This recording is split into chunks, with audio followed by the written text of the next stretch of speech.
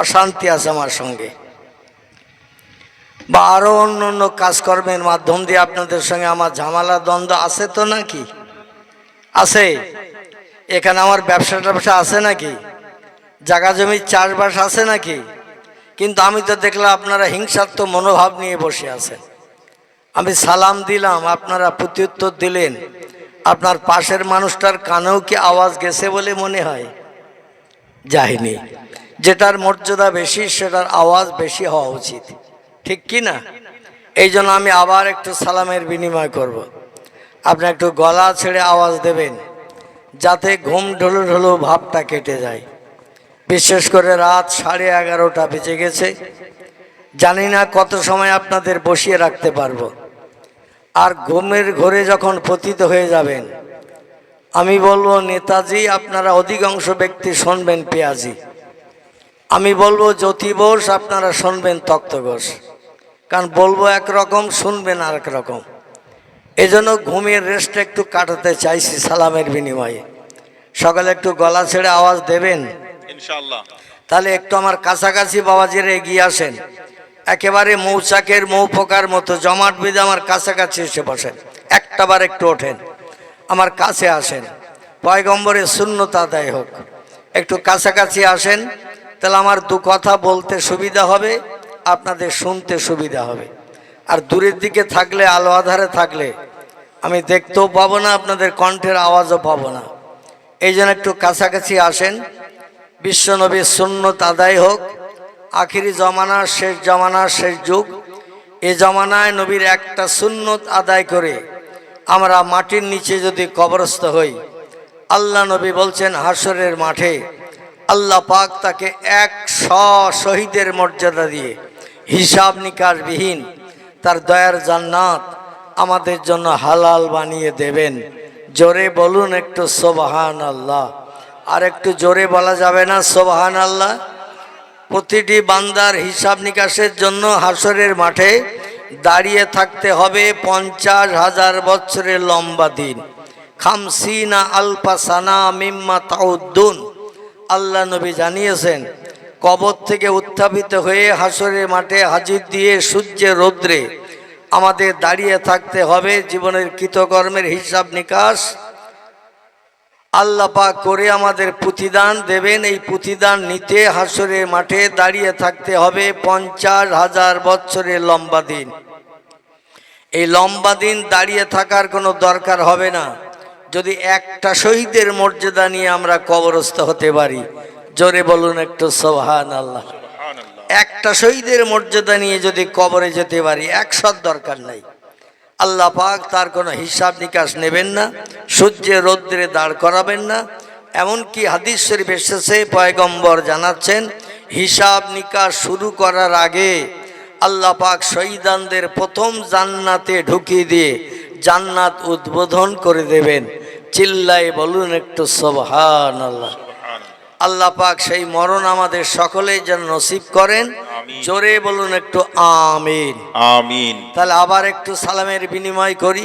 একটু গলা ছেড়ে আওয়াজ দেন যে হাসরের মাঠে একটা সওয়াবের জন্য বান্দা পাগল হয়ে ঘুরে বেড়াবে। মা একটা সওয়াব ছেলে দেবে না, ছেলে একটা সওয়াব মারে দেবে না, বোন ভাইরে দেবে না, ভাই বোনেরে দেবে না, বন্ধু বন্ধুরে দেবে না, পাগল হয়ে ঘুরে বেড়াতে হবে। এই জন্য একটাবার ওয়ালাইকুম সালাম বলার কারণে 90টা সওয়াব আমাদের নামাবলে থলিতে জুটে যাক। এটা চান না? চান না?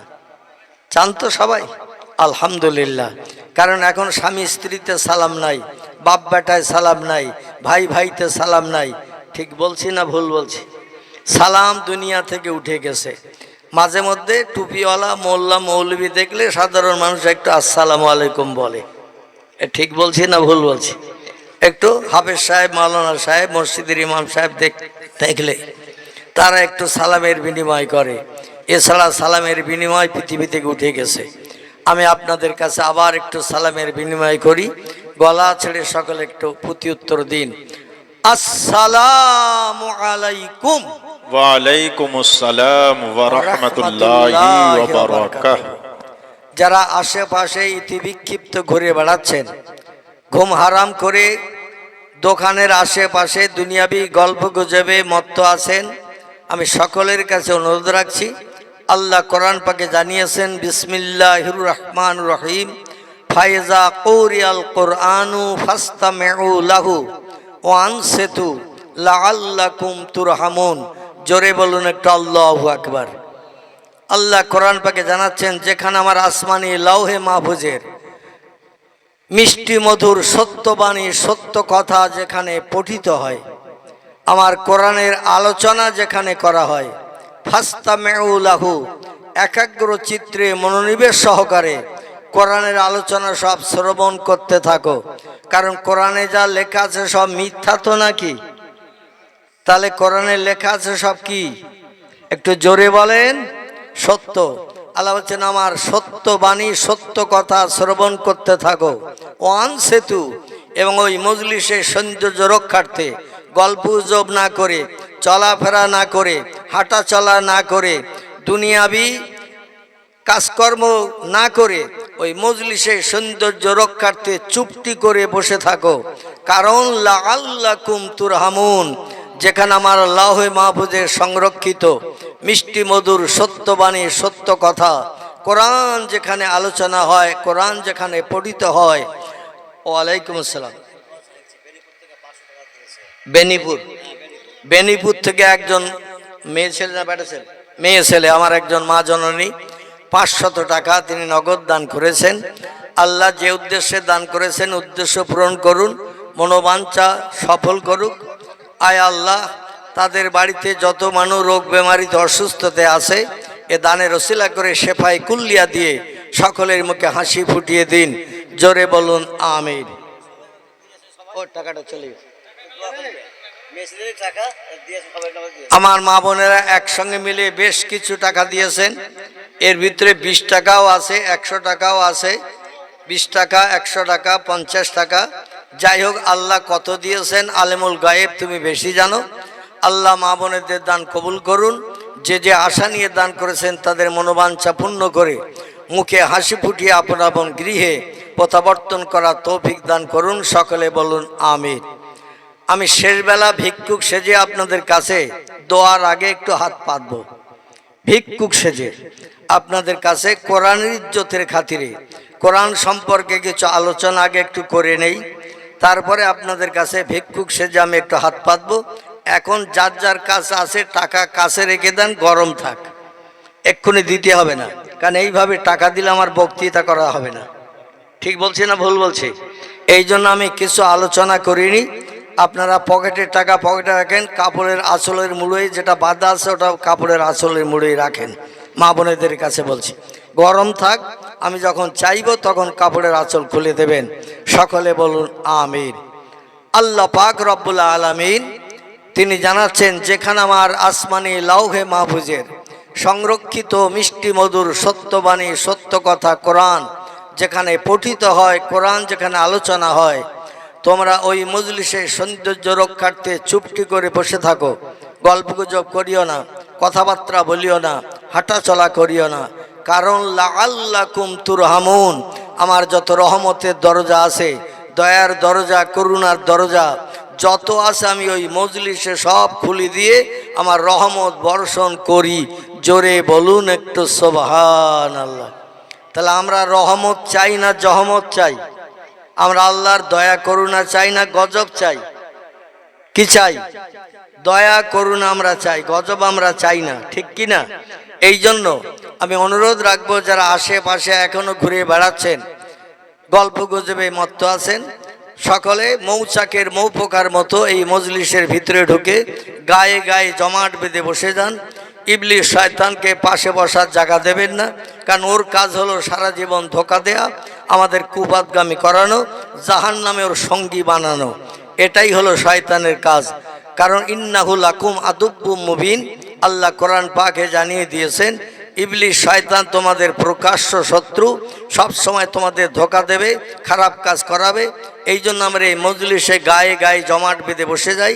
শয়তানের ধোঁকায় প্ররোচনায় পড়ি আমরা যেন স্ত্রীর কথা মনে না নিই, মনের মানুষের কথা মনে না নিই, ব্যবসার কথা মনে না নিই, চাষের কথা মনে না নি, কিছুটা সময় কোরআনের আলোচনা শ্রবণ করব, এক মনে এক ধানে মজলিসের সৌন্দর্য রক্ষা করে থাকব। সকলে একটু গলা ছেড়ে বলুন আমিন। আলহামদুলিল্লাহ আলহামদুলিল্লাহিল্লাযী হাদানা লিহাযা ওয়া মা কুন্না লাউলা আন হাদানাল্লাহ وأشهد أن لا إله إلا الله وحده لا شريك له شهادة من آمن بالله وكفر بالجبت والطاغوت وأشهد أن سيدنا ونبينا وحبيبنا وشفيعنا وسندنا ومولانا محمدا صلى الله عليه وسلم عبده ورسوله نبي المكارم الأخلاق الموصوف وبالكمال الأوصاف المنعوت فقد قال الله تعالى في كلامه المجيد وفي الفرقانه الحميد أعوذ بالله من الشيطان الرجيم بسم الله الرحمن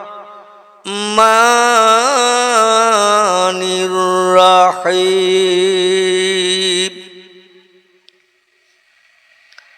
وننزل من القرآن ما هو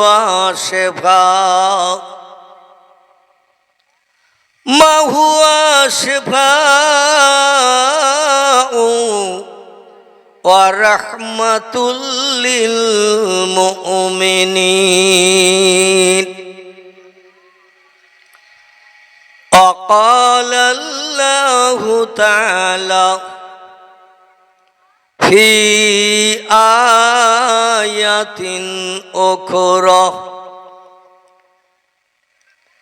إنه لقرآن كريم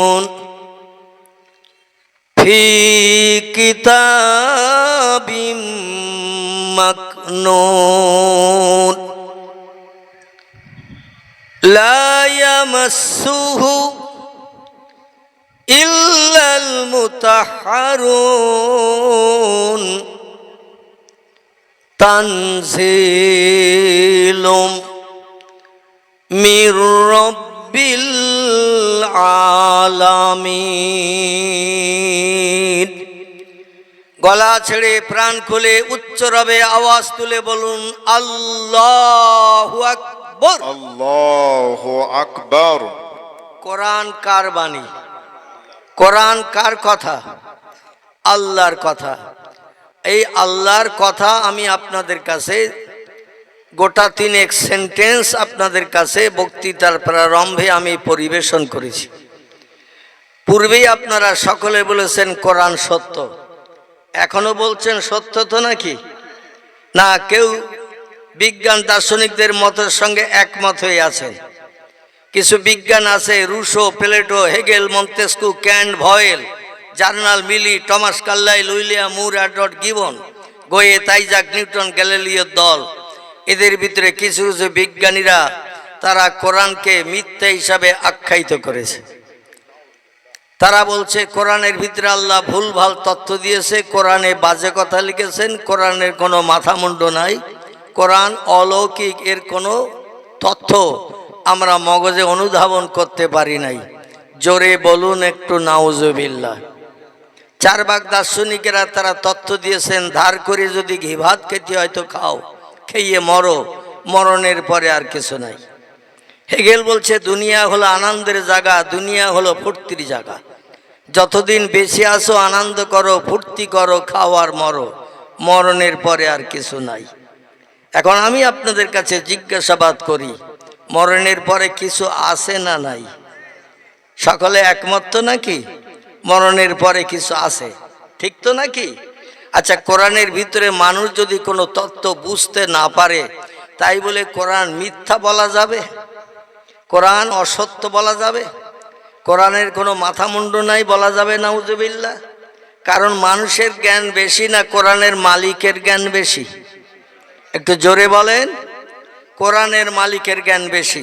কোরআনের মালিক বলছেন, ও পৃথিবীর মানুষ, তোমরা রিসার্চ করে গবেষণা করে ক্যালকুলেটর বানিয়েছো, কম্পিউটার বানিয়েছো, রিমোট কন্ট্রোল বানিয়েছো, স্যাটেলাইট বানিয়েছো, ইন্টারনেট বানিয়েছো, উপগ্রহ বানিয়েছো, চন্দ্রযান বানিয়েছো, পাতাল রেল বানিয়েছো, রেডিও বানিয়েছো, ভিডিও বানিয়েছো, ভিসিআর বানিয়েছো, কোল্ড স্টোর, হিমঘর বানিয়েছো, ফ্রিজ বানিয়েছো, এক ছোট্ট মেশিন বানিয়ে পকেটে ঢুকিয়ে দিয়ে তামাম পৃথিবীর মানুষের মুখে হাসি ফুটিয়েছো।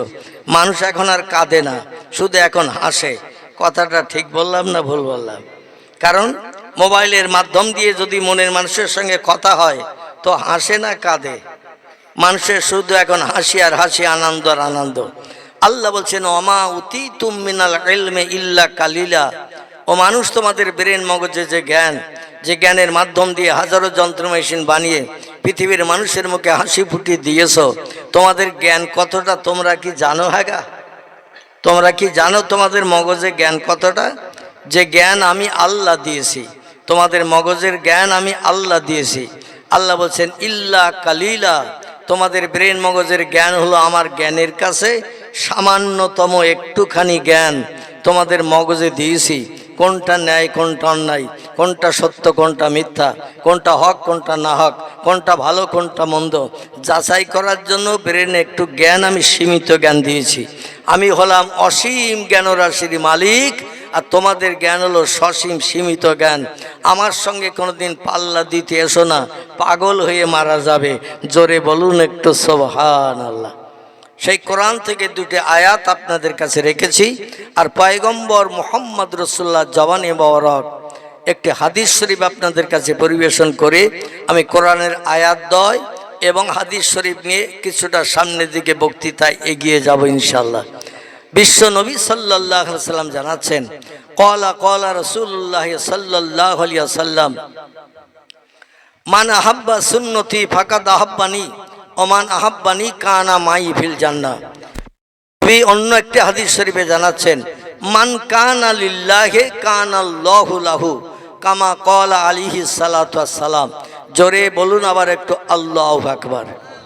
কোরআন যেমন সত্য, হাদিসের কথাগুলো আমাদের পয়গম্বর মুহাম্মদ রাসূলুল্লাহ জবানে মোবারক, তার চলাফেরা, খাওয়া দাওয়া, ওঠা বসা, কাজকর্মকে আরবি ভাষায় হাদিস শরীফ বলা হয়।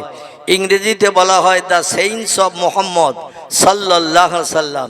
বাংলা ভাষায় বলা হয় নবীজির বাণী, নবীজির কাজকর্ম, কথামালাগুলোকে এই পৃথিবীতে হাদিস শরীফ বলা হয়। বিশ্ব নবীর জবানে মোবারক অনেকগুলো হাদিসের কেতাব বর্তমানে আমরা দেখতে পাই।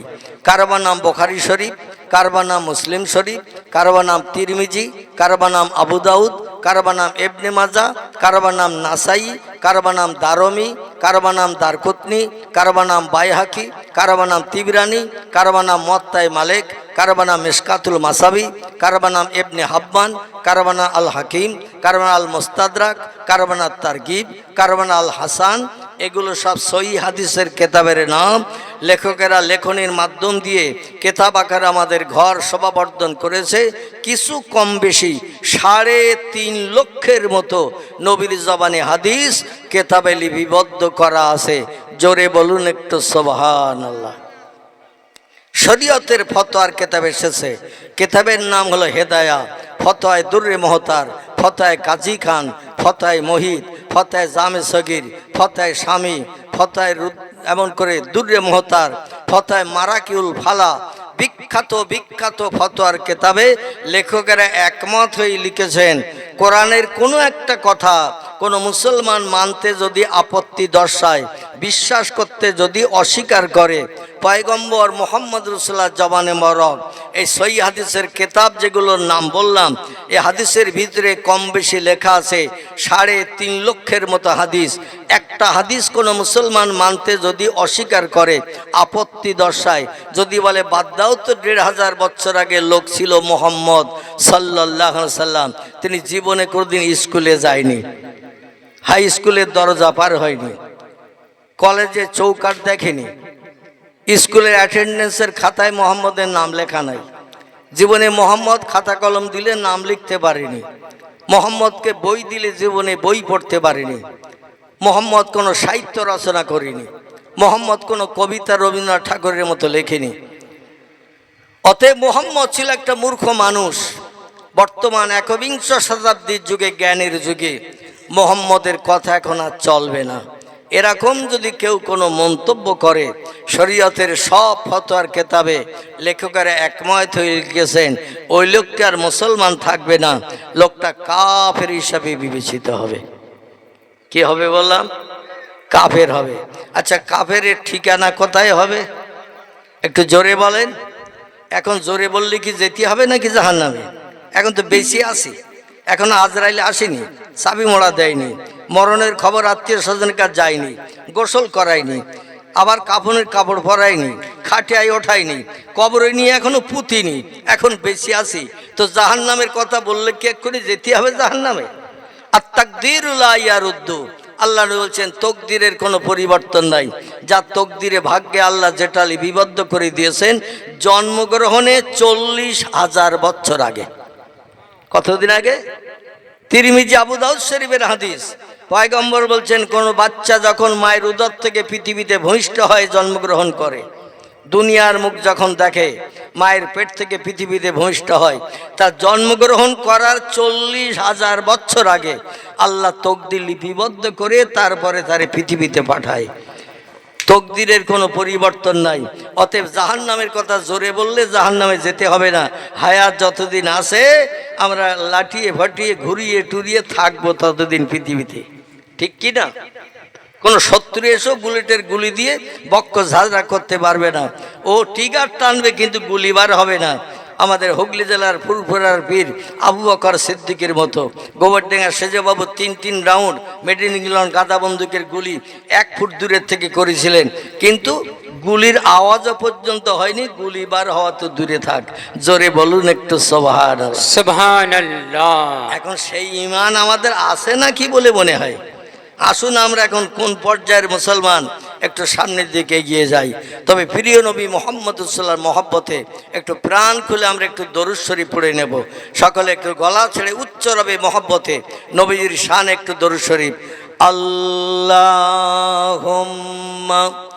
সাল্লি আলা সাইয়্যিদিনা মাওলানা মুহাম্মদ ওয়া আলা আলি সাইয়্যিদিনা মাওলানা মুহাম্মদ।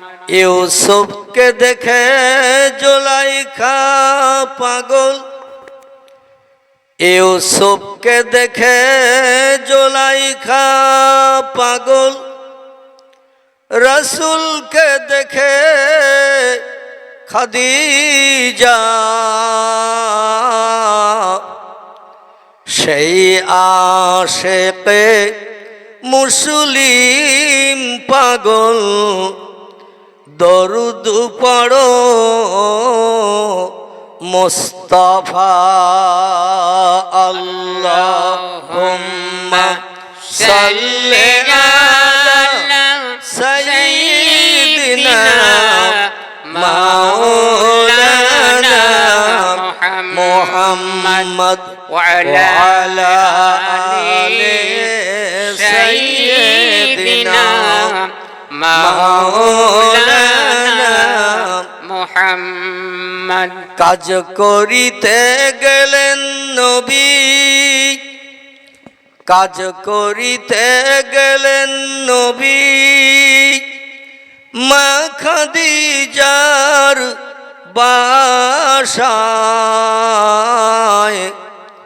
রসুল প্রেমে মুগ্ধা হলেন, পরকালের আশায়।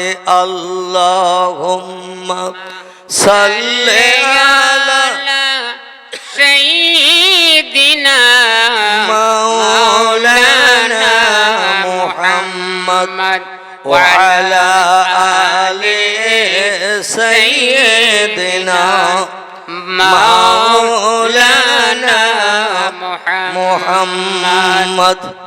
নবীজির মহব্বতে দরুদ শরীফ পড়লে আমাদের লাভ না লস? সকলে একমত? আমি আপনাদের সঙ্গে একমত।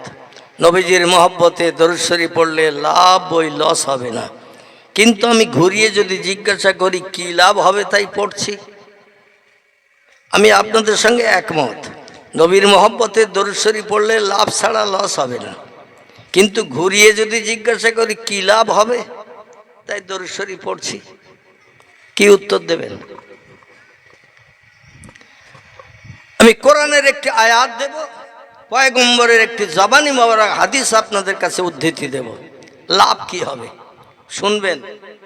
কোরআনের আয়াত, কোরআনের 22 পারা সূরা আহজাবের ভিতরে আল্লাহ বলছেন, ইন্নাল্লাহ, নিশ্চয় আমি আল্লাহ পাক, ও মালায়েকাতাহু, এবং আমার নূরের তৈরি ফেরেশতা মণ্ডলীরা, যারা খায় না, ঘুমায় না, পেশাব করে না, পায়খানা করে না, বিবি বাচ্চা নাই, সংসার ধর্ম নাই, চাষবাস নাই, ব্যবসা বাণিজ্য নাই, তারা 24 ঘন্টা আমি আল্লাহ আমার নামের জপ জিকিরে মত্ত। এই ফেরেশতারাও পর্যন্ত ইউসাল্লুনা আলান নবী, আমার আখিরি জামানার পয়গম্বর মুহাম্মদ রাসূলুল্লাহর মহব্বতে সদা সর্বদা তারা দরুদ শরীফ পাঠ করে থাকে। জোরে বলুন একটু সুবহানাল্লাহ। সুবহানাল্লাহ। আল্লাহ বলছেন আমিও পড়ি, আবার ফেরেশতারাও পয়গম্বর মুহাম্মদ রাসূলুল্লাহর মহব্বতে দরুদ শরীফ পড়ে, আমরা পাঠ করি। ইয়া আইয়ুহাল্লাযীনা আমানু, ও দুনিয়ার ইমানদার মোমেন মোমেনা নরনারী, জান্নাত যদি হালাল বানাতে চাও, জাহান্নাম যদি হারাম বানাতে চাও, দুনিয়ার সংসার জীবনে যদি সুখী হতে চাও, রোগ বেমারি বিপদ মুসিবত থেকে যদি নিষ্কৃতি পেতে চাও, সল্লু আলাইহে, তোমরাও সেই নবীর মহব্বতে দরুদ শরীফ পাঠ করো। ও সাল্লেমু তাসলিমা, যেমন আমি আমার ফেরেশতারা দৈনন্দিন পাঠ করি। জোরে বলুন একটু সুবহানাল্লাহ। সুবহানাল্লাহ। আচ্ছা, পয়গম্বর মুহাম্মদ রাসূলুল্লাহ শাফাত নিয়ে, আল্লাহ নবীর সাহায্য নিয়ে আল্লাহর ফেরেশতা কি জান্নাতে যাবে তাই নবীর মহব্বতে দরুদ শরীফ পড়েন? খুব ভালো করে বুঝবেন, আল্লাহ এবং তার পয়গম্বর নবী মুহাম্মদ রাসূলুল্লাহ সাহায্য নিয়ে জান্নাতে যাবেন তাই তারা কি দরুদ শরীফ পড়েন? আল্লাহর কি জান্নাতে যাওয়ার দরকার আছে? কথা বলতে হবে। উত্তর সঠিক না হলে আমি সংশোধন করব, সঠিক হলে আলহামদুলিল্লাহ, উত্তর যদি সঠিক না হয় সংশোধন হবে ইনশাআল্লাহ। তবে এতেকাবে নিয়ত করে বসে থাকলে হবে না। কিসের নিয়ত বললাম? এতেকাবে নিয়ত করে বসে থাকলে হবে না। আমি কিছু দেব, আপনাদের কাছ থেকে কিছু নেব, আর আপনারা যদি কিছু দেন, উত্তর সঠিক হলে আলহামদুলিল্লাহ আমি খুশিতে বাগ বাগ হব, আর উত্তর যদি অসঠিক হয় তাহলে আমি সংশোধন করে সঠিক তথ্যটা দেব। রাজি আছেন তো সকলে? তাহলে কোনো চিন্তা থাকলো? চিন্তা থাকলো একটু উত্তর দেবেন। কারণ পয়গম্বর মুহাম্মদ রাসূলুল্লাহ সাল্লাল্লাহু আলাইহি সাল্লাম একটানা ওয়াজ করেছেন 10 বছর ধরে মসজিদের ভিতরে। কোথায় বললাম? পয়গম্বর মুহাম্মদ রাসূলুল্লাহ সাল্লাল্লাহু আলাইহি সাল্লাম 53 বছর বয়স থেকে নিয়ে 63 বছর বয়স পর্যন্ত একটানা 10 বছর দৈনন্দিন বললেও অত্যুক্তি হবে না। কোনোদিন ফজরের নামাজ বাদ, কোনোদিন জোহরের নামাজ বাদ, কোনোদিন আসর বাদ, কোনোদিন মাগরিব বাদ, কোনোদিন এশা বাদ, যখন যেদিন যেমন সময় পেতেন পয়গম্বর ফরজ নামাজ আদায় করিয়ে সাহাবীদের দিকে এইরকম, আমি অধম যেমন আপনাদেরকে ফিরে বসেছি, পয়গম্বর পাথরের উপরে বসতেন ওই রকম সাহাবীর দিকে ফিরে, যাতে সাহাবীরা পয়গম্বরের মুখ দেখার সুযোগ পায়। জোরে বলুন সুবহানাল্লাহ। আমি এই বক্তা যদি আপনাদের মতো নিচে বসতাম, পিছনের ভাইরা আমার চেহারা দেখতে পেত। এই জন্য বক্তার মুখ না দেখলে ওয়াজ শুনে কলিজা ভেজে না। ঠিক বললাম না ভুল বললাম? তাই পয়গম্বর মুহাম্মদ রাসূলুল্লাহ সেই সুন্নত এখনো পর্যন্তই আমাদের পৃথিবীতে চালু আছে। বক্তাকে যখন বসানো হয় একটু উঁচু জায়গায় বসানো হয়, যাতে শ্রোতারা বক্তার চেহারা দেখে ওয়াজ শুনে কলিজায় তৃপ্তি পায়। জোরে বলুন সুবহানাল্লাহ। নবীজি ওয়াজ করতেন যখন, সাহাবীদের কাছে মাঝে মাঝে জিজ্ঞাসা করতেন, কি বললাম? সাহাবীরা যারা এক মনে শুনতেন তারা সঙ্গে সঙ্গে উত্তরটা সঠিক দিত। আর যারা মজলিসে বসে থাকতো মসজিদে নববীর ভিতরে, মন থাকতো বাড়ির হাড়িতে, মন থাকতো খোকার মার কাছে, মন থাকতো ব্যবসায়, মন থাকতো খেজুর বাগানে, তারা কি উত্তর সঠিক দিতে পারবে? তারা উত্তর সঠিক দিতে পারবে না। এই জন্য পয়গম্বর একটা কথা 3 বার জিজ্ঞাসা করতেন সাহাবীদের কাছে। কবার? নবীজি একটা কথা সাহাবীদের কাছে 3 বার জিজ্ঞাসা করতেন। আমি অত কষ্ট আপনাদের দেব না, তবে একবার যদি জিজ্ঞাসাবাদ করি, নবীর সুন্নত আদায় করতে আপনারা রাজি আছেন তো নাকি? আছেন?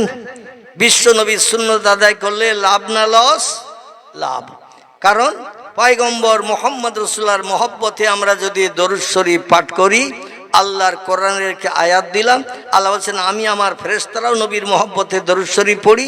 দুনিয়ার ইমানদার মোমেন মোমেনা নরনারী তোমার ইবাদত বন্দেগী, নামাজ, কালাম, কোরআন তেলাওয়াত, জিকির, আজকার, তাসবিহ, তাহলিল আল্লাহর কাছে যদি কবুল না হয়, জান্নাতে যাবে কি করে তুমি? আমরা যে নামাজ পাঠ করি, মন জুতোয় থাকে না? থাকে না? এই বাইরে জুতো খুলে যখন মসজিদে নামাজ পড়তে যাই, নতুন জুতোয় মন থাকে না? থাকে না? নামাজ পড়ে শেষে জুতো দুটো পাবো তো, এ মন থাকে না? থাকে না?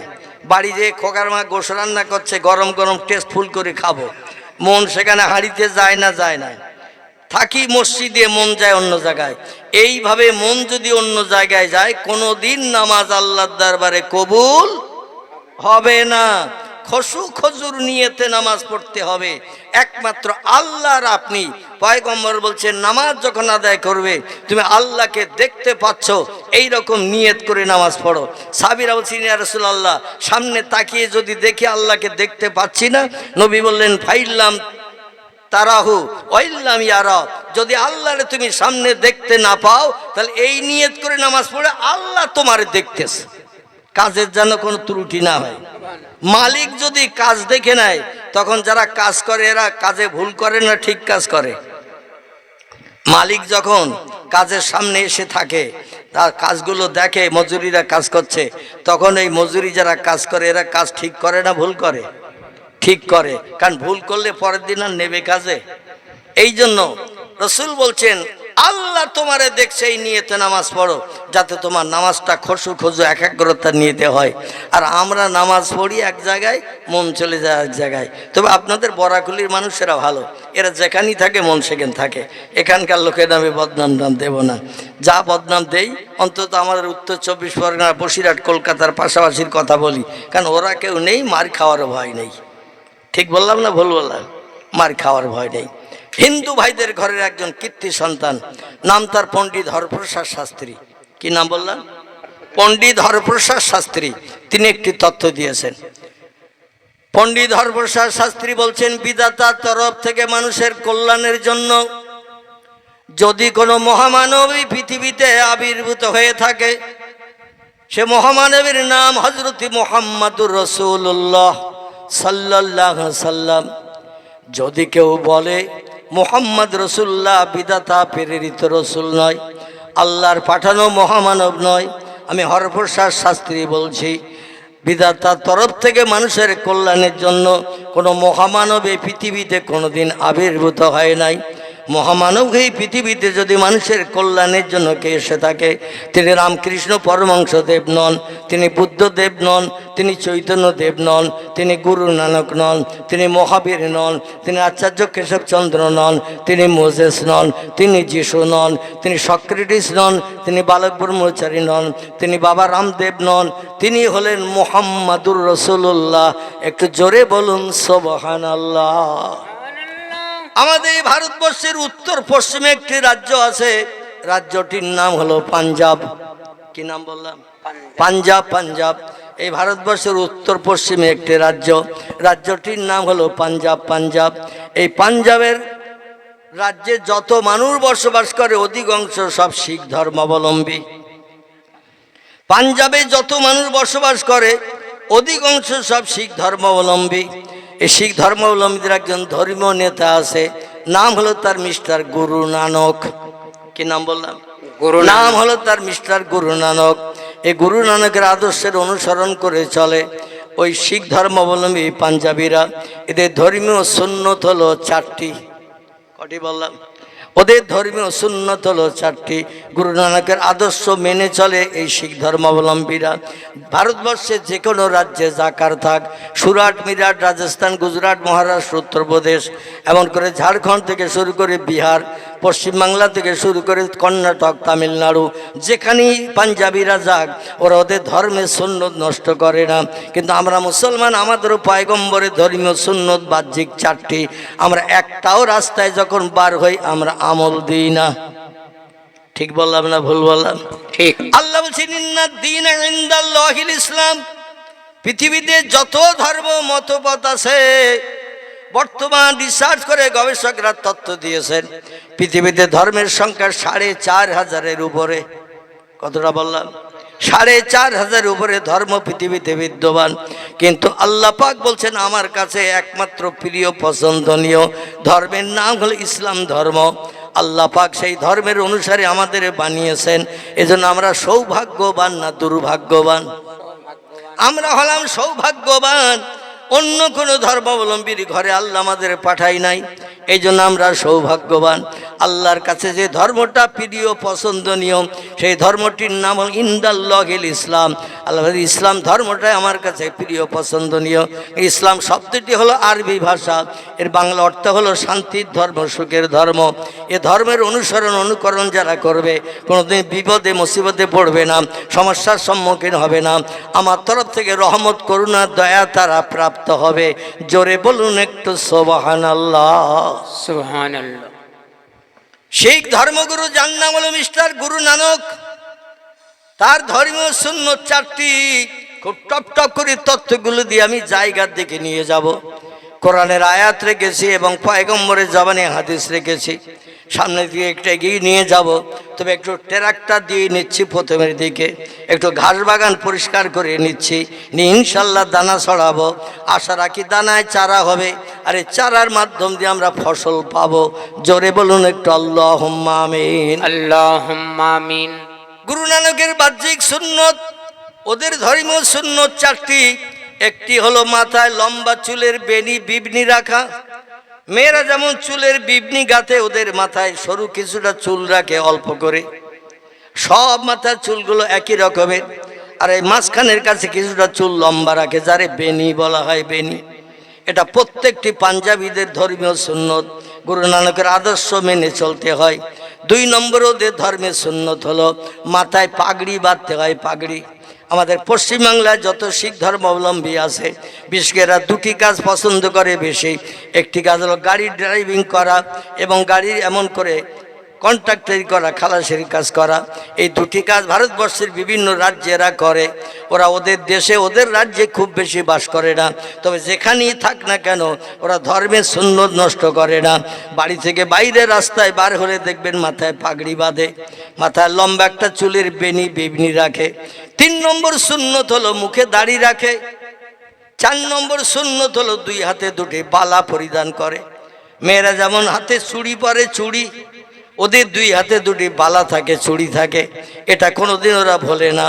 আমাদের ধর্মীয় সুন্নত তেমন 4টি। একটি হলো মাথায় টুপি দেওয়া। বিশ্ব নবীর আদর্শের অনুকরণ করতে গেলে মাথায় টুপি দিতে হবে। বিশ্বনবীর আরেকটি সুন্নত হলো পাগড়ি বাঁধা। 3 নম্বরের সুন্নত হলো মুখে দাড়ি রাখা। 4 নম্বরের সুন্নত হলো হাঁটুর নিচে লম্বা জামা পরিধান করা।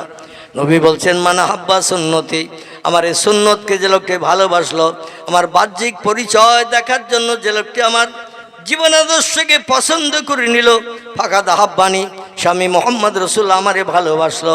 ওমান আহাব্বানি, যে আমারে ভালোবাসলো, মাথায় টুপি দিয়ে, মুখে দাড়ি রেখে, মাথায় পাগড়ি বেঁধে, হাঁটুর নিচে লম্বা জামা গায়ে দিয়ে হাটে মাঠে রাস্তায় পথে যেথায় যায়, জামার বাড়ি শ্বশুর বাড়ি যেথায় যায়, আমার সুন্নত নষ্ট করে যায় না, ইংল্যান্ড আমেরিকা মার্কা পোশাক পরিধান করে না, আমি মোহাম্মদ রসুল আমার আদর্শ পোশাকটাই পছন্দ করে, কানা মাই ফিল জান্নাহ, সেই লোকটি আর আমি আল্লাহর জান্নাতের ভিতরে এক জায়গায় বসে বসে সুখ ভোগ করব। জোরে বলুন একটু সুবহানাল্লাহ। সুবহানাল্লাহ। পৃথিবীতে যত ধর্ম নেতা আছে, রামকৃষ্ণ পরমহংসদেব, বুদ্ধদেব, চৈতন্যদেব, গুরু নানক, মহাবীর, আচার্য কেশবচন্দ্র, মোজেস, যিশু, সক্রেটিস, বালক ব্রহ্মচারী, বর্তমান একবিংশ শতাব্দীর যুগে বাবা রামদেব নামের একজন ধর্ম নেতার বর্তমান বসবাস চলছে এই ভারতবর্ষের জমিনে। একটা লোক কি বলেছে, আমার জীবনাদর্শ যে লোকটি মেনে চলবে, আমার মতো চরিত্র যে লোকটি গঠন করে, আমি যেমন বেশভূষা পোশাক পরি, এই রকম বেশভূষা পোশাক পরিধান করলে আমি এবং ওই লোকটি স্বর্গে জান্নাতে এক জায়গায় থাকবো। বলেছে কেউ? কেউ বলেনি।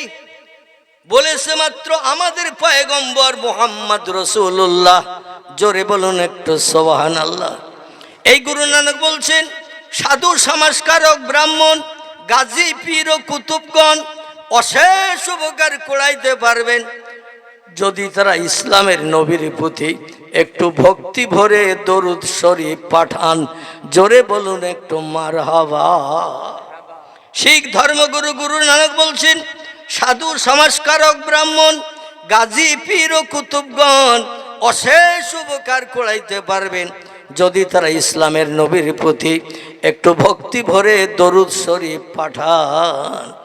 এই ভারতবর্ষের উত্তর ভারতের মথুরার বৃন্দাবনের কীর্তি সন্তানের নাম একটু না বললে পাচ্ছি না। লোকটির নাম হলো ডক্টর শিব শক্তি স্বরূপজি। তার পিতার নাম মহন্ত প্রীতম দাস উদাসেন, মায়ের নাম হলো তার ভানুমতি কর, তার স্ত্রীর নাম হলো শ্রদ্ধা দেবী। তার একটি যুবতী উচ্চ শিক্ষিতা মেয়ে ছিল, নাম ছিল তার অস্পরা। 1984 সালের এপ্রিল মাসের 10 তারিখ পয়গম্বরের মহব্বত প্রেম ভালোবাসা রক্ষা করতে যে অজু করে পবিত্রতা অবলম্বন করে যখন বিছানায় শয়ন করত রাতের বেলা, ডান কাঁধে কাঁধ হয়ে নবীর মহব্বতে দরুদ শরীফ পড়তে পড়তে ঘুমিয়ে যেতেন। আল্লাহ নবী জানিয়েছেন, রাতের বেলা শয়ন সজ্জায় যখন আমার কোনো উম্মত শয়ন করবে, অজু করে পবিত্রতা অবলম্বন করে বালিশে মাথা দিয়ে ডান কাঁধে কাঁধ হয়ে যদি আমার মহব্বতে দরুদ শরীফ পড়তে পড়তে ঘুমিয়ে যায়, একটানা 40 দিন আর 52 ইয়াউমান লাইলান, আল্লাহ নবী হাদিস শরীফে তথ্য দিয়েছেন, একটানা 40 দিন কোনো ব্যক্তি আমার মহব্বতে দরুদ শরীফ পড়তে পড়তে যদি ঘুমিয়ে যায়, আমি মদিনার নবী আর মদিনার রওজার নিচে থাকি না, আমি ওই ব্যক্তির সঙ্গে তার শিয়রের ধারে রাতের বেলা সাক্ষাৎ করি। জোরে বলুন একটু সুবহানাল্লাহ, নারে তাকবীর, আল্লাহু আকবার। আল্লাহ নবী বলছেন, মান রানি ফিল মানাম রাল হাক্কু, পৃথিবীর কোন ব্যক্তি যদি স্বপ্নে একটা বার আমারে দেখার সুযোগ পায়, রাল হাক্কু, সে আমারে সত্য দর্শন করলো। ইবলিস শয়তান আমার চেহারা ধারণ করে কোনোদিন কোনো মানুষকে বিভ্রান্ত করতে পারবে না। যে ঘুমের ঘরে একটা বার আমারে দর্শন করলো, সে আমারে সত্য দর্শন করলো। আর যার নসিবে ঘুমের ঘরে আমার ইন্তেকালের পরে আমার চেহারা দর্শন জীবন একটা বার যদি কারোর নসিবে জুটে যায়, সেই লোকটি জান্নাতের যে কোনো দরজা দিয়ে জান্নাতে ঢোকার পারমিশন পেয়ে গেল। একটু জোরে বলা যাবে কি সুবহানাল্লাহ? সুবহানাল্লাহ। ডক্টর শিব শক্তি স্বরূপজি অক্সফোর্ড বিশ্ববিদ্যালয় থেকে 12টা ভাষায় ফার্স্ট ক্লাস ডিগ্রি অর্জন করে 10টা ধর্মগ্রন্থের জ্ঞানী পণ্ডিত হয়ে ব্রিটেন থেকে ইংল্যান্ড থেকে ফিরে আসলেন ভারতবর্ষের জমিনে। আমি খুব সংক্ষেপ করে বলছি, তত্ত্বটা এসেছে তাই। নবীর মহব্বতে দরুদ শরীফ পড়লে কী লাভ হয়, এই তত্ত্বটা একটু দিতে যে আমি এই ঘটনাটা আপনাদের কাছে উল্লেখ করছি। বইটির নাম হলো হযরত মুহাম্মদ রাসূলুল্লাহ সাল্লাল্লাহু আলাইহি সাল্লাম সম্পর্কে অমুসলিম মনীষীদের বাণী। লেখকের নাম ডক্টর আফাজুল্লাহ রোবেন আফাজ। বাংলাদেশ থেকে বইটি পাবলিশড হয়েছে। আমি বইয়ের নামও বলছি, লেখকের নাম বলছি। আপনারা বড় বড় বুকের স্টলে আপনাদের বেলডাঙ্গায় কিংবা কলকাতা কলেজ স্ট্রিটে খোঁজ নেবেন, কিংবা বাংলাদেশ থেকে যদি কালেকশন করতে পারেন বইটা নিয়ে নেবেন। হযরত মুহাম্মদ রাসূলুল্লাহ সাল্লাল্লাহু আলাইহি সাল্লাম সম্পর্কে অমুসলিম মনীষীদের বাণী, এই বইয়ের থেকে তথ্যটা আপনাদের কাছে আমি প্রকাশ করছি। আমার ভাইরা, লোকটির নাম হলো ডক্টর শিবশক্তি স্বরূপজি, যিনি অক্সফোর্ড বিশ্ববিদ্যালয় থেকে 12টি ভাষায় MA ফার্স্ট ক্লাস ডিগ্রি অর্জন করেছিলেন। 10টা ধর্মগ্রন্থে জ্ঞানী ডক্টর অফ ডিভাইনিটির পদমর্যাদা পেয়েছিলেন। এই লোকটি পড়াশুনো শেষ করে যখন হিন্দুস্তানে চলে আসলো, সারা ভারতবর্ষের 80 কোটির মতো কিছু কম বেশি মানুষ তাকে ভগবানের অবতার কলকির সম্মান মর্যাদা দিয়েছিল। কারণ তুমি 12টা ভাষায় MA ফার্স্ট ক্লাস ডিগ্রি অর্জনকারী, 10টা ধর্মগ্রন্থের জ্ঞানী পণ্ডিত তুমি। বেদের পূর্ণ জ্ঞান রাখতেন, পুরাণের পূর্ণ জ্ঞান রাখতেন, গীতার পূর্ণ জ্ঞান রাখতেন, ভগবতের পূর্ণ জ্ঞান রাখতেন, রামায়ণের পূর্ণ জ্ঞান রাখতেন, মহাভারতের পূর্ণ জ্ঞান রাখতেন, জিন্দাবস্তার পূর্ণ জ্ঞান রাখতেন, বাইবেলের পূর্ণ জ্ঞান রাখতেন, আমাদের কোরআন শরীফের পূর্ণ জ্ঞান রাখতেন। জোরে বলুন একটু সুবহানাল্লাহ। কোরআন এক জায়গায় বসে পড়ে শেষ পর্যন্ত মানে বলে দিতে পারতেন তিনি। আমাদের মতো ছোটি মৌলবী ছিলেন না তিনি, উচ্চ শিক্ষিত ছিলেন তিনি। উনি যখন ফিরে চলে আসলেন হিন্দুস্তানে পড়াশোনা শেষ করে, উত্তর ভারতের বিখ্যাত মন্দির, যে মন্দিরটির নাম হলো দোবাসের মন্দির। উত্তর ভারতের মথুরা বৃন্দাবনের কীর্তি সন্তান ছিলেন তিনি। আর যে মন্দিরটির নাম করছি, এই মন্দিরটির নাম হলো দোবাসের মন্দির। 120 বিঘে জমি এরিয়া করে বাউন্ডারি করে ঘেরা, 350 বিঘে জমির আয়, যা কিছু হয় মন্দিরের প্রধান পুরোহিত আয়গুলো তার পকেটে ঢোকায়। ওই মন্দিরের প্রধান পুরোহিত যিনি হন, 350 বিঘে জমির ফসলাদি আয় যা হয় সব তার পকেটে ঢুকে যায়। আবার মন্দিরে সপ্তাহে যেদিন পূজা অর্চনা হয়, মানুষ খালি হাতে পূজা দিতে আসে না, ফল ফুল মিষ্টি মেঠাই নিয়ে আসে, জাহানে বালতিতে ভরে নিয়ে ব্রাহ্মণের হাতে তুলে দেয়। ব্রাহ্মণ বালতি হাতে করে নিয়ে সংস্কৃতের শ্লোক পড়ে ফলগুলো ঢেলে নিয়ে খালি বালতি তাদের দিয়ে দেয়। এইভাবে প্রতিদিন 5 থেকে 6 বস্তা করে ফল, হাজার হাজার টাকা দৈনন্দিন তার আয় হচ্ছিল। কিছুদিন দৈনন্দিন আয়ের পরে চিন্তা ভাবনা করলেন, আমি তো 10টা ধর্মগ্রন্থের জ্ঞানী পণ্ডিত, প্রতিটি ধর্মগ্রন্থের ভিতরে যেটা দেখেছি সেটা হলো আখিরি জমানার পয়গম্বর। আমি তো আখিরি জমানার শেষ যুগের মহামানব নই। শেষ যুগের মহামানবের নাম আল্লাহ কোরআনে কোট করে দিয়েছেন, বিসমিল্লাহির রহমানির রহিম, ওমা মুহাম্মাদুন ইল্লা রাসূলুন কদ খালাত মিন কাবলিহির রাসূল। জোরে বলুন একটু আল্লাহু আকবার। আল্লাহ কোরআনের 22 পারা সূরা আহজাবে তথ্য কোট করে দিয়েছেন, আমি মুহাম্মদ নামধারী একজন ব্যক্তিকে সর্বকালের সেরা পয়গম্বর করে, সর্বকালের সেরা মানব করে, ওয়াইন্নাকা লাআলা খুলুকিন আযীম, যত সৃষ্টি বানিয়েছি সমস্ত সৃষ্টির ভিতরে সেরার মর্যাদা দিয়ে একজনকে বানিয়েছি, তিনি হলেন মুহাম্মাদুর রাসূলুল্লাহ। জোরে বলুন একটু সুবহানাল্লাহ। আবার অথর্ববেদের 8 নম্বর 16 লিপিবদ্ধ হয়েছে, মমাদ্য বত্তিতা দেবা দকারন্তে প্রকৃতিতা বৃষণাং ভক্কায়ত সদা বেদ ও শাস্ত্রে চয়স্মিতা। খুব সংক্ষেপ করে তথ্যগুলো দিয়ে আপনাদের কাছে, যাতে ব্রেন মগজটা সাফ হয়। বেদের পৃষ্ঠা লিপিবদ্ধ হয়েছে সংস্কৃত ভাষার শ্লোকে। বেদ রচনা হয়েছে 3500 বছর আগে। কতদিন আগে? 3500 বছর আগে জঙ্গলে সিদ্ধি সাধনা করে ব্যাসদেব নামের একজন ব্যক্তিকে বেদ রচনা করেছেন সংস্কৃত ভাষায়। আমাদের পয়গম্বরের আগমন হয়েছে পৃথিবীতে ১৫০০ বছর আগে, ১৪৫০ বছর আগে আমাদের পয়গম্বর পৃথিবীতে এসেছেন। আর বেদ লিপিবদ্ধ হয়েছে ৩৫০০ বছর আগে। নবীর নাম নিশানা গন্ধ তখন কিছুই ছিল না, শুধু পয়গম্বরদের মুখে মুখে মোহাম্মদ রাসূলুল্লাহর নামের গুণকীর্তন চলতো। এবং আসবেন তিনি পরে, এ তথ্যটা ফেরেশতার মাধ্যম দিয়ে তাদের দেয়া হতো। জোরে বলুন একটু সুবহানাল্লাহ। ব্যাসদেব লিপিবদ্ধ করেছেন মমাদ্যবর্তীতা দেবা, যে দেবতার নামের প্রথম অক্ষর হবে মো, দকার অন্তে প্রকৃতিতা, যার নামের শেষ অক্ষর হবে দ, দৃশ্যনাং ভক্কায় তো সাদা, যার প্রিয় পছন্দনীয় খাবার হবে গো মাংস, গরুর গোশত। বেদ ও শাস্ত্রে চয় স্মিতা, বেদ ধর্মগ্রন্থ অনুযায়ী তিনি হবেন শেষ যুগের মহামানব, শেষ যুগের মনি ঋষি, শেষ যুগের একজন পবিত্র মানুষ। নাম হবে তার, নামের প্রথম অক্ষর হবে মো, শেষ অক্ষর হবে দ। আমরা নাম কালেকশন করলে দেখতে পাই রামকৃষ্ণ পরমহংসদেব যার নাম, নামের প্রথম অক্ষর র, শেষ অক্ষর ব। বুদ্ধদেব যার নাম, নামের প্রথম অক্ষর ব, শেষ অক্ষর ব। গুরু নানক যার নাম, নামের প্রথম অক্ষর গ, শেষ অক্ষর ক। মহাবীর যার নাম, নামের প্রথম অক্ষর মো, শেষ অক্ষর র। এইভাবে যত মহামানবের নাম আপনি ইতিহাসে দেখেন, কারণ নামের সঙ্গে পবিত্র ধর্মগ্রন্থ, দুধে ধোয়া ধর্মগ্রন্থ বেদ। এ বেদের পৃষ্ঠা লিপিবদ্ধ হয়েছে ৩৫০০ বছর আগে।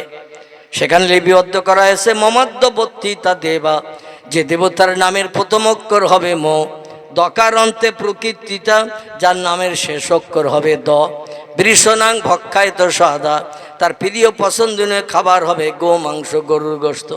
বেদ ও শাস্ত্রে চয় স্মিতা, বেদ ধর্মগ্রন্থ অনুযায়ী তিনি হবেন শেষ যুগের মহামানব।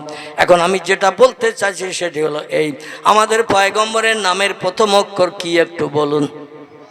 মো আছে তো নাকি? আর শেষ অক্ষর মো হায়াকার, মই ময়াকার, কি শেষ অক্ষর কি? দ।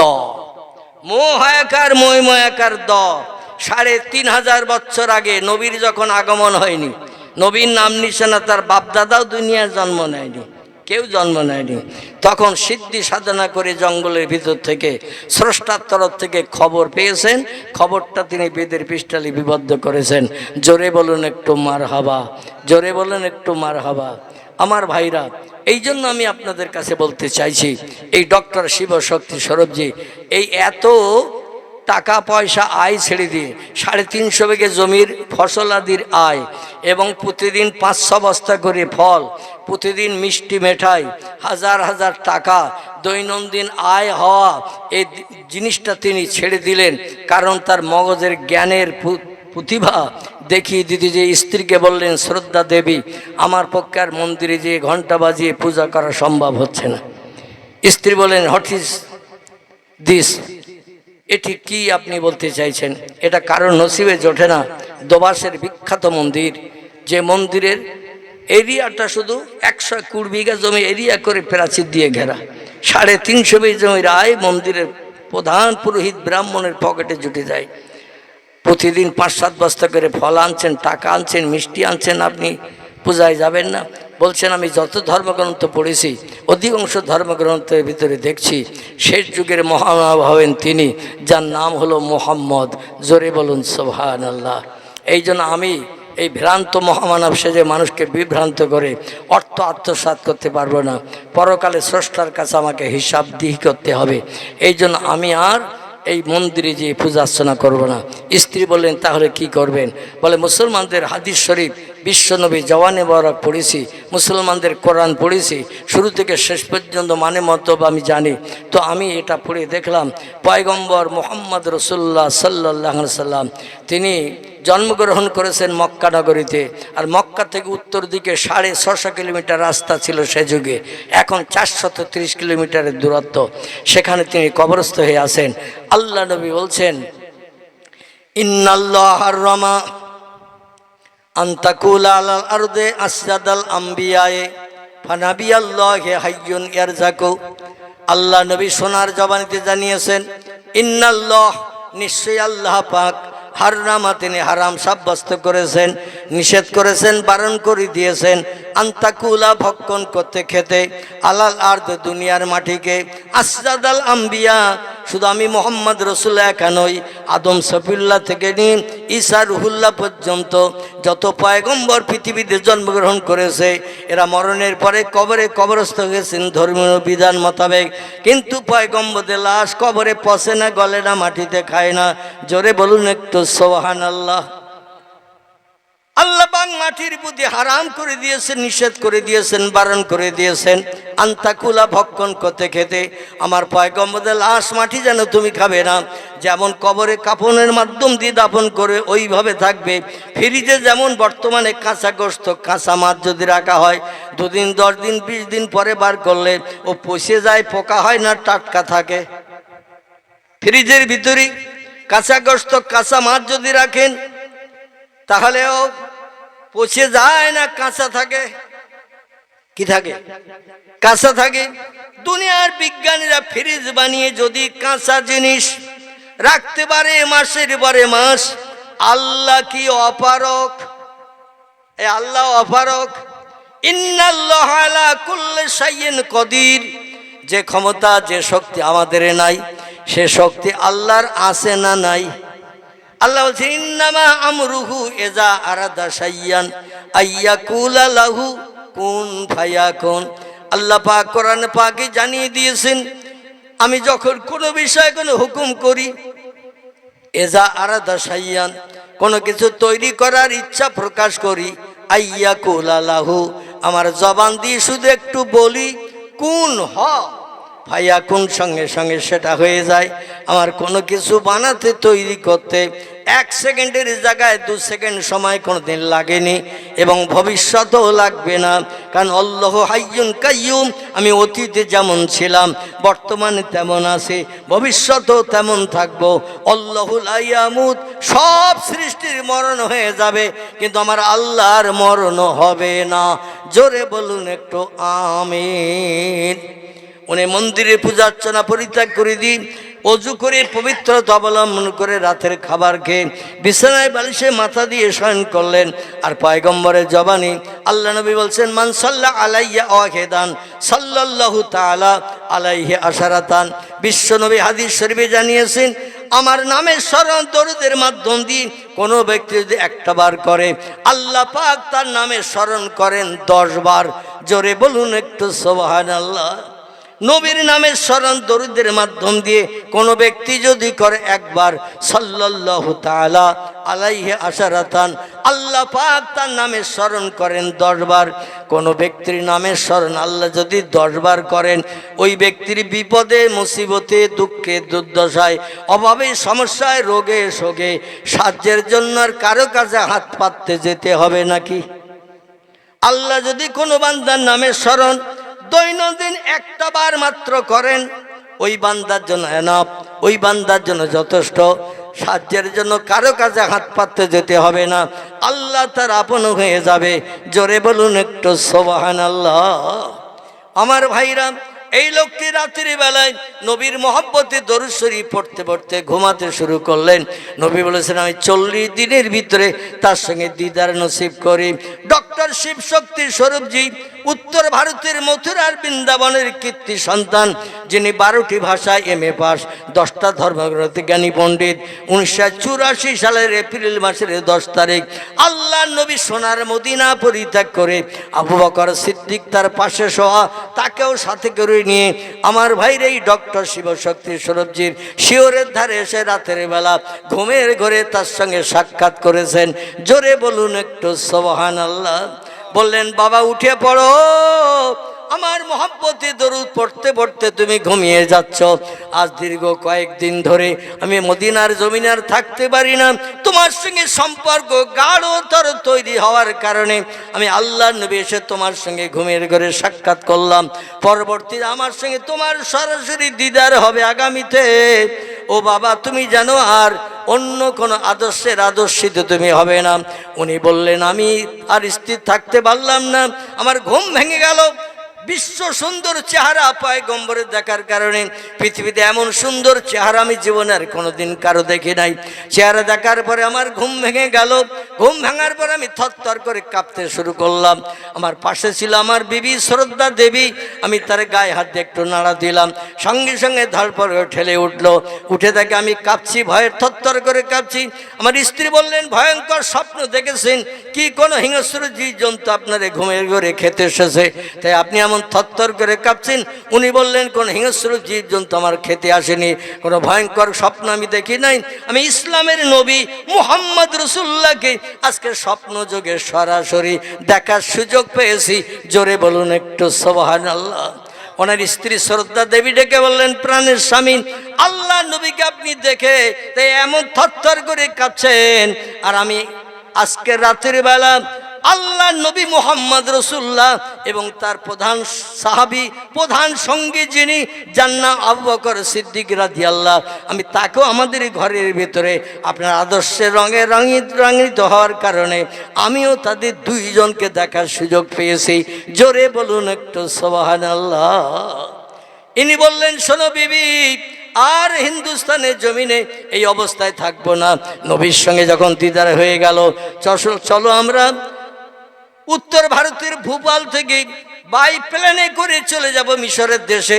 মুসলমানদের সব থেকে সেরা শিক্ষা প্রতিষ্ঠান যেখানে আছে, এই জায়গাটির নাম হলো জামে আজহার মিশর।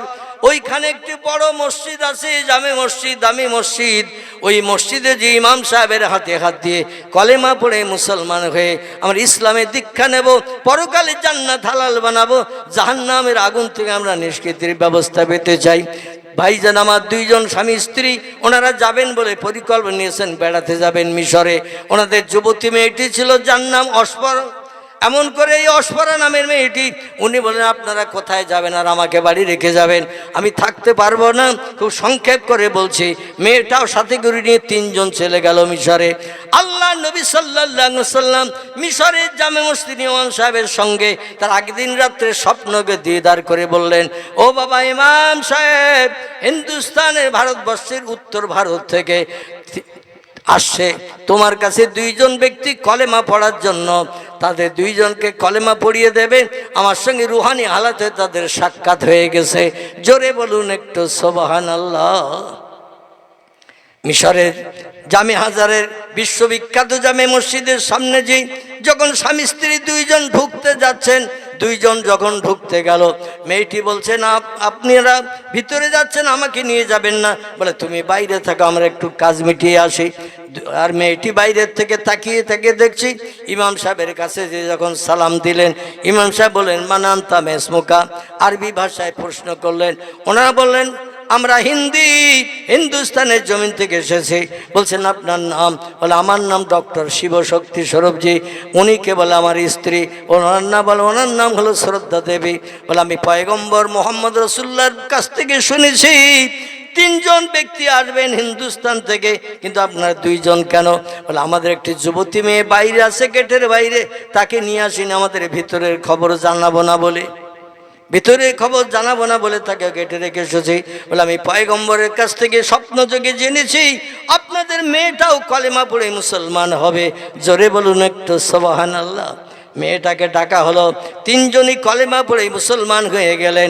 যার নাম ছিল শিবশক্তি স্বরূপজি, নাম রাখলো ডক্টর ইসলামুল হক। যার নাম ছিল শ্রদ্ধা দেবী, নাম রাখলো খাদিজা হক। ওনাদের মেয়ের নাম ছিল অস্পরা, নাম পাল্টে নাম রাখলো আয়শা হক। জোরে বলুন একটু সুবহানাল্লাহ। আমার ভাইরা, পৃথিবীতে আল্লাহ রহম যাদের উপরে হয়, মাইয়াহদিহিল্লাহু ফালা মুদিল্লা লাহু ওয়া মাইয়ুদলিলহু ফালা হাদিয়া লাহু। আল্লাহ বলেন, আমি যারে হেদায়েত দান করি কেউ তারে গোমরা বানিয়ে রাখতে পারে না। আবার আমি আল্লাহ যারে গোমরা বানিয়ে রাখবো, আমার পয়গম্বর মুহাম্মদ রাসূলুল্লাহ ভালো ওয়াজ নসিহত করেও তাদের হেদায়েত দিতে পারবে না। বিশ্ব নবীর আপন চাচা যারা ছিল, একটানা 10 বছর 12 বছর 13 বছর ধরে নবীর মুখে দৈনন্দিন কলেমার দাওয়াত শুনেছে, কিন্তু আবু জেহেলের মন গলেনি। ঠিক বললাম না ভুল বললাম? আবু জাহেলের মন গলেনি, আবু লাহাবের মন গলেনি। আমার ভাইরা, ইতিহাস আলগা করলে দেখা যায় আসলে আল্লাহ তাদের অন্তরে মোহর মেরে দিয়েছিলেন। আবার যাদের কাছে পয়গম্বর কলেমার কথা বলেছেন, তারা কলেমার কথা শোনার সঙ্গে সঙ্গে পয়গম্বরের হাতে হাত দিয়ে পড়ে নিয়েছেন, লা ইলাহা ইল্লাল্লাহু মুহাম্মাদুর রাসূলুল্লাহ।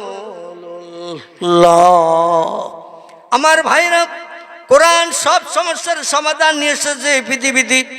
আল্লাহ কোরআনের 15 পারায় সূরা বনী ইসরাঈলের ভিতরে তথ্য কোট করেছেন যে কোরআন মাদ্রাসায় পড়ানো হয়। একটা ছেলের মাথায় পাগড়ি বেঁধে দেয়া হলো, একটা আজকান জামা তার দেয়া হলো। আপনারা অনেকে জামার দাম দিয়েছেন, পাগড়ির মূল্য দিয়েছেন, মাথায় পাগড়িটা পরে থাকবে, আপনাদের অর্থের সুনাম হবে। আর এর প্রতিদান হাসরের মাঠে পাবেন, যেদিন বাপ ছেলের হবে না, ছেলে বাপের হবে না, মা মেয়ের হবে না, মেয়ে মায়ের হবে না, বন্ধু বান্ধব কেউ কারো দিকে ফিরে তাকাবে না।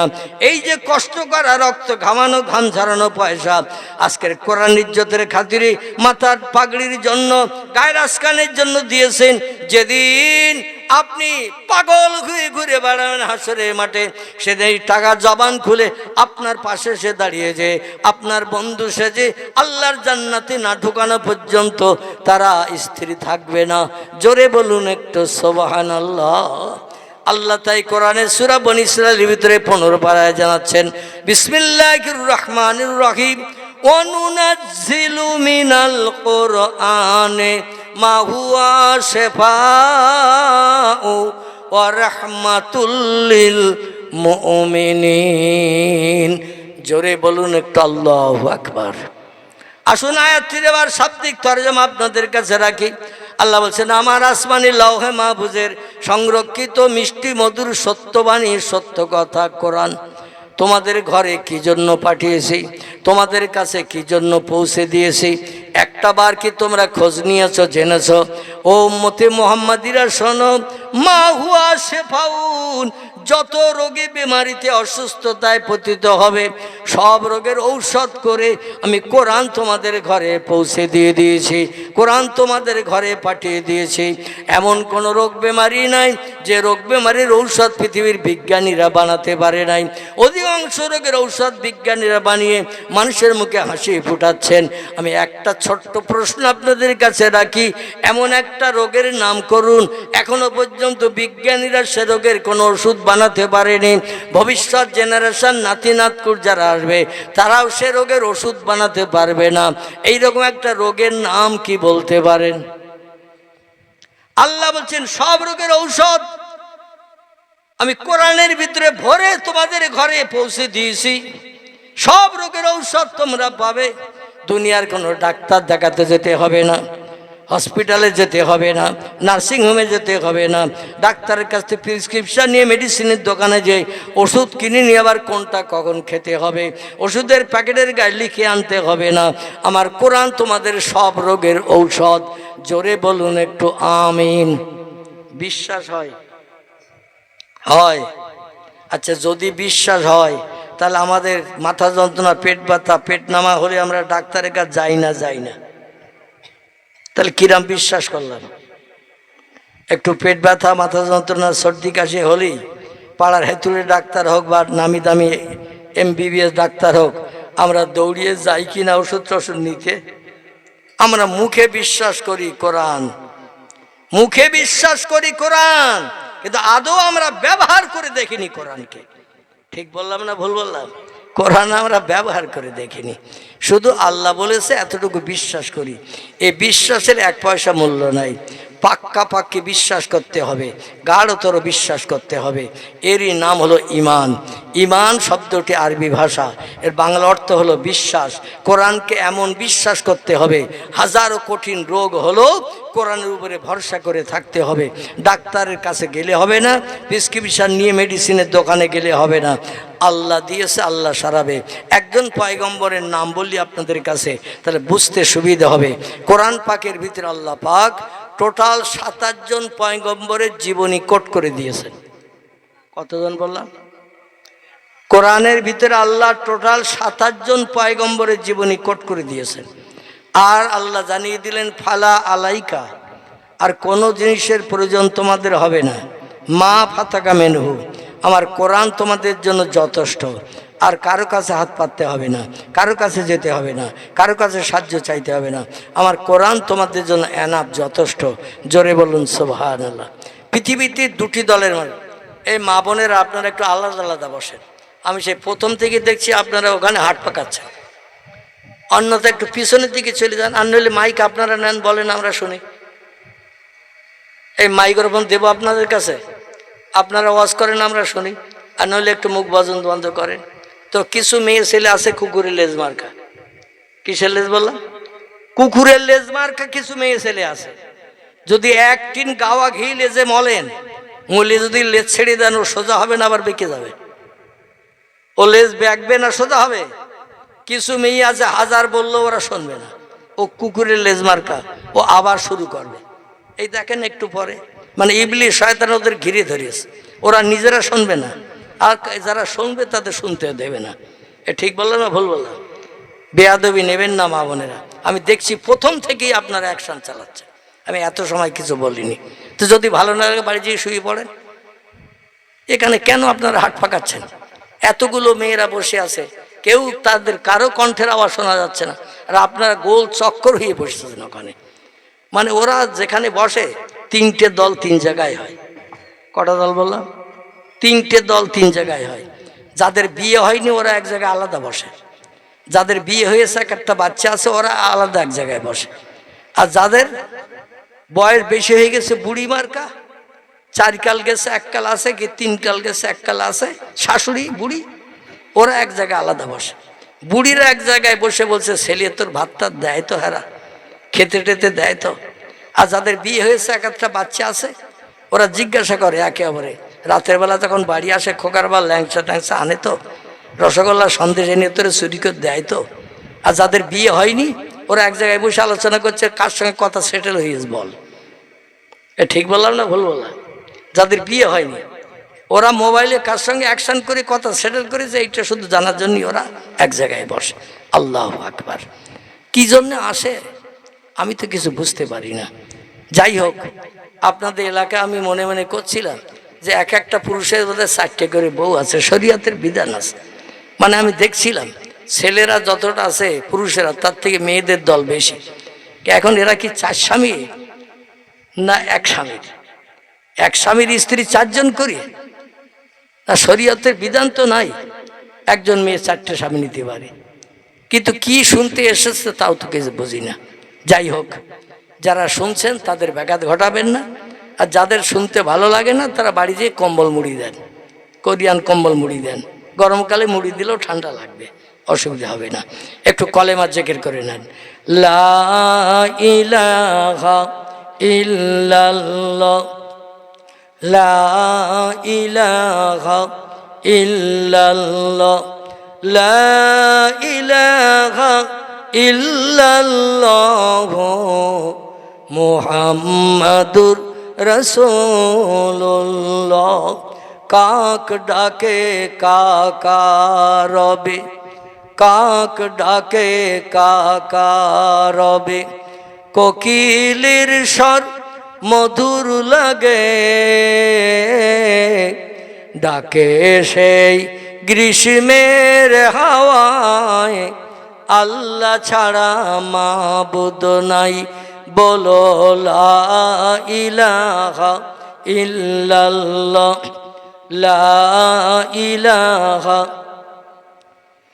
লা ইলাহা ইল্লাল্লাহ মুহাম্মাদুর রাসূলুল্লাহ।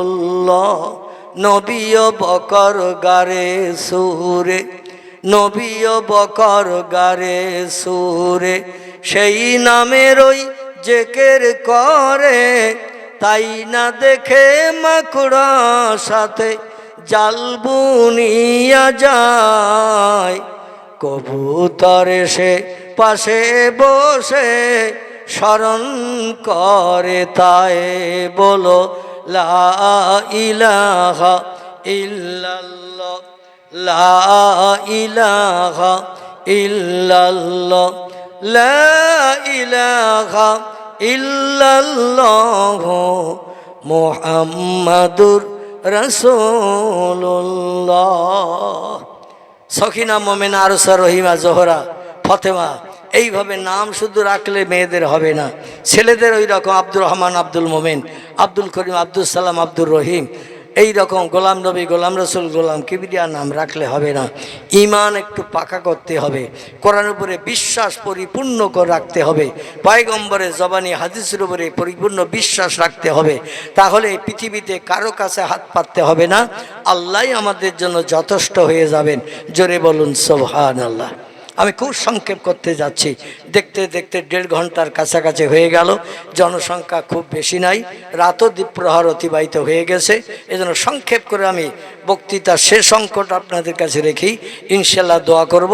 এখান থেকে কম বেশি আমার ভাইরা প্রায় 350 কিলোমিটার মতো রাস্তা কম বেশি, আবার আমাকে আমার বাড়িতে প্রত্যাবর্তন করতে হবে। বেলা 3টের পরে বেরিয়েছি, আপনাদের এখানে আস্তে আস্তে 2 জায়গায় রাস্তা এত যানজট, ওই দেবগ্রাম যেখানে ব্রিজ হচ্ছে ওইখানে, আর এই যে সারগাছি বলে যেখানে ট্রেন লাইনের ওভার ব্রিজ হচ্ছে, এই দুটো জায়গায় 1.5 ঘন্টা আমাকে আটকে থাকতে হয়েছে, যার কারণে আসতে একটু লেট হয়ে গেছে। ইচ্ছা ছিল, আশা ছিল 10টার ভিতরে ঢুকে যাব, তো 1.5 ঘন্টা রাস্তায় অ্যাটাক ছিলাম 2 জায়গায়। যাই হোক, আমি যেটা বলতে চাচ্ছি সেটি হলো এই, পৃথিবীতে খুব ভালো করে শুনে নেবার, 2টি দলের মানুষ এই পৃথিবীতে আল্লাহর আপন হয়েছে। পৃথিবীতে 2টি দলের মানুষ আল্লাহর আপন হিসাবে বিবেচিত হয়েছে। আর যত দলের মানুষ আমরা আছি, আমরা কেউ আল্লাহর আপন হতে পারি নাই। বিপদে মুসিবতে আল্লাহর তরফ থেকে কোনো সাহায্য আমরা প্রাপ্ত হতে পারি নাই। আল্লাহ আমাদের দিকে রহমতের নজরও একবার তাকায় নাই। এই 2টি দল কারা? একটি দলের নাম হলো নবী আম্বিয়ার দল, যাদের জীবনী আল্লাহ কোরআনে কোট করে দিয়েছেন। আর একটি দলের নাম হলো অলি আউলিয়ার দল। বোঝা গেল? যাদের জীবনী আল্লাহ কোরআনের ভিতরে কোট করে দিয়েছেন এবং আমাদের মেনে চলার জন্য আল্লাহ কোরআনে তাকিদ দিয়েছেন। জোরে বলুন সুবহানাল্লাহ।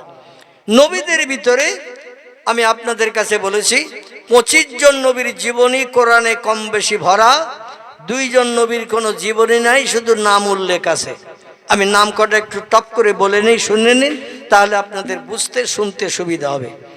কারবা নাম আদম, কারবা নাম শীষ, কারবা নাম ইদ্রিস, কারবা নাম নূহ, কারবা নাম ইব্রাহিম, কারবা নাম ইসমাইল, কারবা নাম ইসহাক, কারবা নাম ইয়াকুব, কারবা নাম ইউসুফ, কারবা নাম দাউদ, কারবা নাম সুলাইমান, কারবা নাম মুসা, কারবা নাম হারুন, কারবা নাম হুদ, কারবা নাম লুত, কারবা নাম সালেহ, কারবা নাম জাকারিয়া, কারবা নাম এহিয়া, কারবা নাম আইয়ুব, কারবা নাম ইউনুস, কারবা নাম শোয়েব, কারবা নাম ইলিয়াস, কারবা নাম ঈসা, কারবা নাম মুহাম্মাদুর রাসূলুল্লাহ সাল্লাল্লাহু আলাইহি সাল্লাম। একটু জোরে বলুন সুবহানাল্লাহ। আল্লাহ কোরআনের ভিতরে কিছু ওলিদের নাম কোট করে দিয়েছেন, তাদের জীবনী কোট করেছেন। একজন ওলির নাম হযরতে লোকমান হাকিম। কি নাম বললাম? লোকমান।